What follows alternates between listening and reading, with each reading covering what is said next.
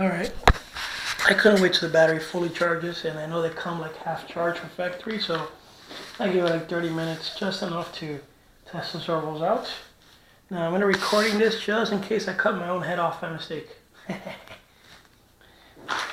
Alright, here we go.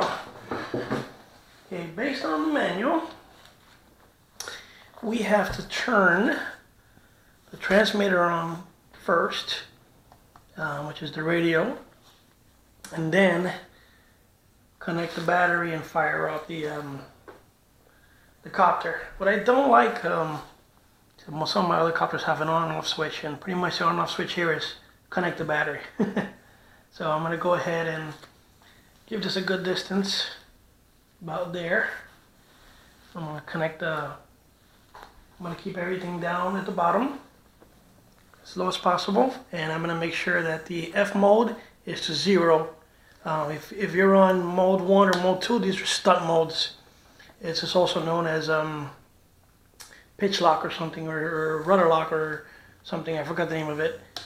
So I call it stunt mode. And that just means when you're at the bottom, no power.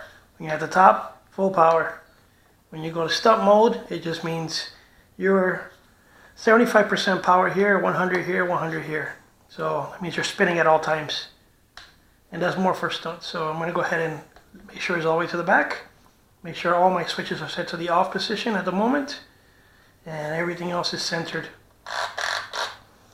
Alright, here it goes. We're going to do this together. Alright, step 1. I'm going to fire up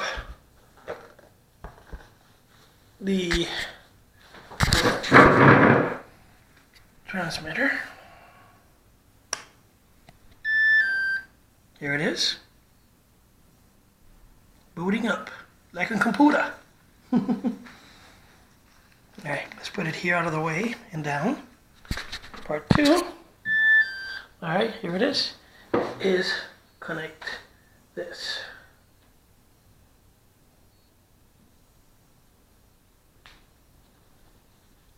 Okay, I'm going to keep my hands at the bottom just in case these blades kick on or something.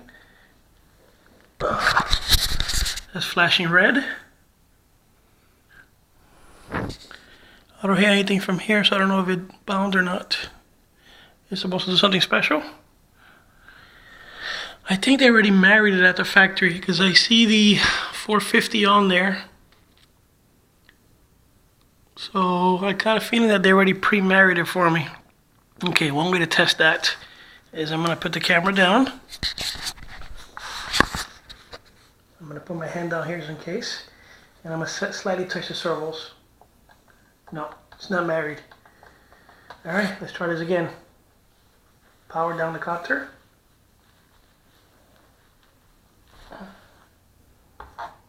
Power down the transmitter. Receiver, okay. Receiver back on. Helicopter back on. That beep. Oh, heard the servo's arms kick in right now. And now we have a solid LED. That was a little different than before. Wait, now we got a blinking LED. What happened? Whoa, whoa, oh. Okay, we're communicating. All right, that actually sounds good.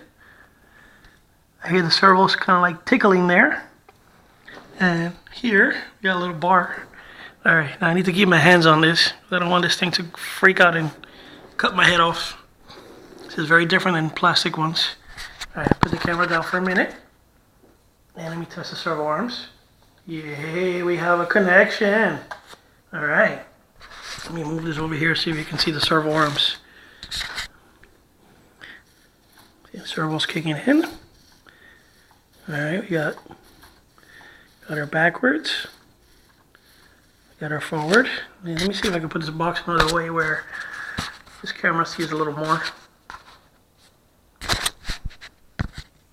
There we go. Should be able to see from there. Alright, here we go. Left and right.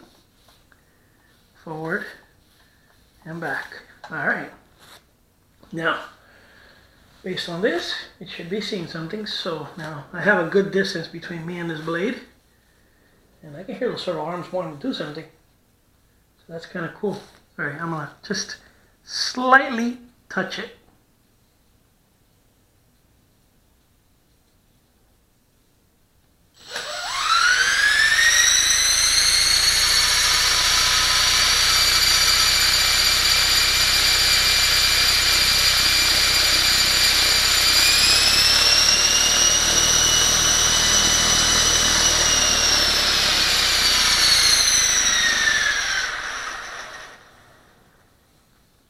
Alright, so 0 is actually kind of like negative. I had to go up about 25, maybe 15-20% to actually get this engine to crank on.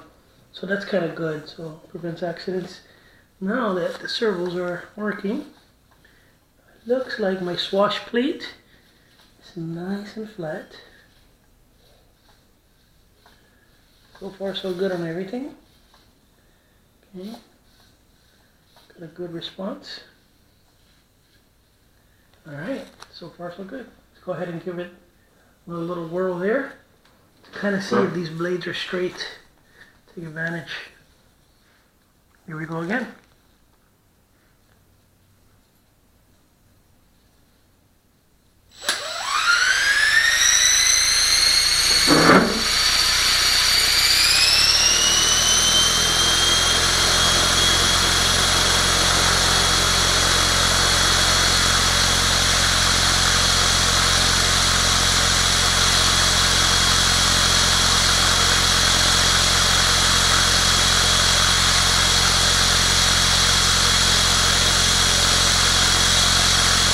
I don't know if you can hear me, but the best way to do this is kind of lean back, tilt your head to the side, and look at it with one eye. And you can see that both blades make a perfect line, and they are. They're actually perfect. They're actually lining up perfect, so there is no, I don't have to actually worry about doing any kind of alignments here. I don't have to do any kind of pitch alignment. Yay! Alright, so this has me nervous.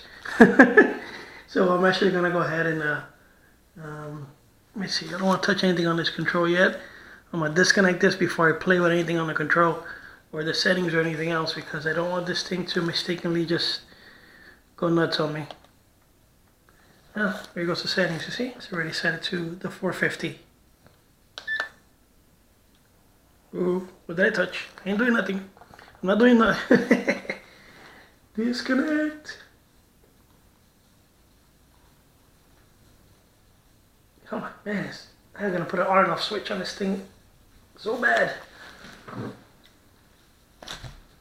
There we go.